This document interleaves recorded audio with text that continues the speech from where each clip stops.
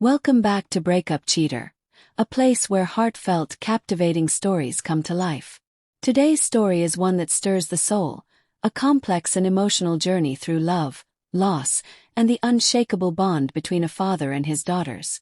This is the story of Dylan, a single father who has endured the unimaginable and tried to build a life of warmth and stability in the aftermath of tragedy. My name is Dylan, and for 20 years, I've been carrying a hole in my heart that nothing has ever been able to fill. My wife, my best friend, my love, died giving birth to our twin daughters, Violet and Scarlett. That day, I lost the person I was supposed to grow old with. And in her place, I gained two tiny, helpless lives that depended on me for everything. Since then, I've worn both the hats of mother and father, protector and provider. And despite the weight of grief, I found purpose in raising them. Violet, the older by just minutes, has always been the quiet strength, thoughtful, composed, and endlessly patient. Scarlett, on the other hand, has a fire in her, expressive, passionate, always in motion. Though they're twins, their personalities contrast as night does today, yet they've always been each other's closest companions. Life hasn't been easy. There were nights I stayed up worrying about money, about school, about whether I was enough for them. But seeing them grow into kind, smart, radiant young women made every sacrifice worth it. I didn't have much, but I gave them a childhood filled with love, laughter, and lessons.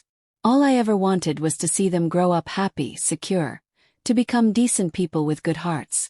Now at 20, they are everything I ever hoped they'd be.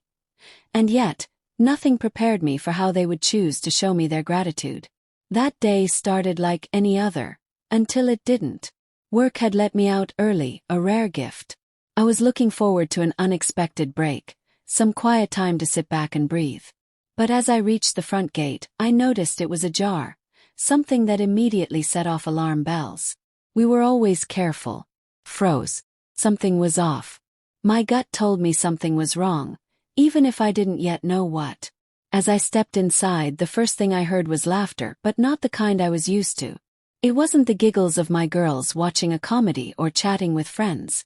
This was a man's voice. Stranger.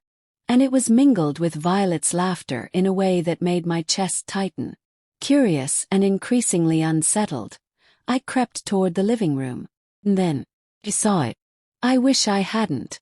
There they were, both my daughters and a young man, all in a state of undress, entangled in something that made my blood run cold. I stood there, frozen by disbelief, betrayal, and heartbreak. Then came the rage. Explosive, uncontrollable, born from years of selfless love and sacrifice.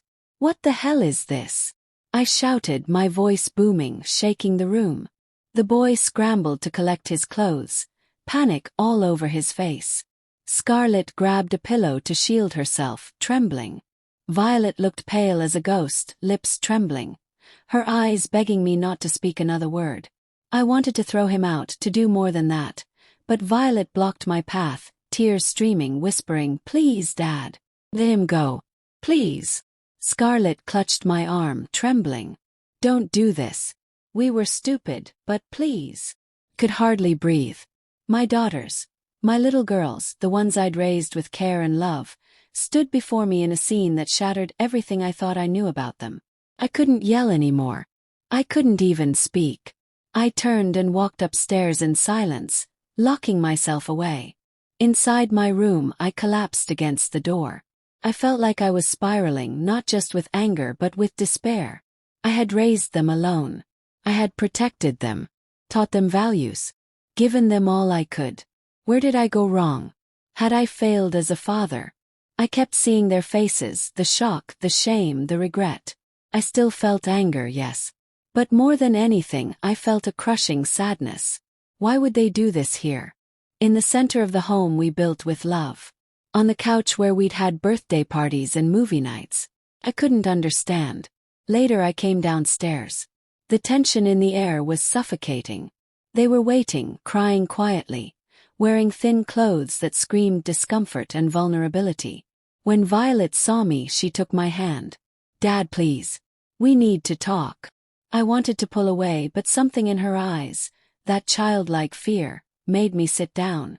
Violet spoke first. Her voice was raw. "I'm sorry, Dad. I really am. I didn't expect this. I didn't plan it. I didn't think you'd come home so early." Scarlett chimed in, voice broken. "We messed up. I know we did. We didn't mean to hurt you. Please forgive us." They were ashamed. And scared. And sorry. Could see that. But sorry didn't take away the pain. For a long time I said nothing. I just sat there, caught between a hurricane of emotions. Betrayal, confusion, guilt, and still love. Always love. Finally I whispered. "What's done is done. Can't be undone. I'm hurt. But I'm still your father." They clung to me, sobbing. I didn't push them away. I still didn't know how to fix this. I still don't. But I knew I couldn't let my anger destroy the connection we had built.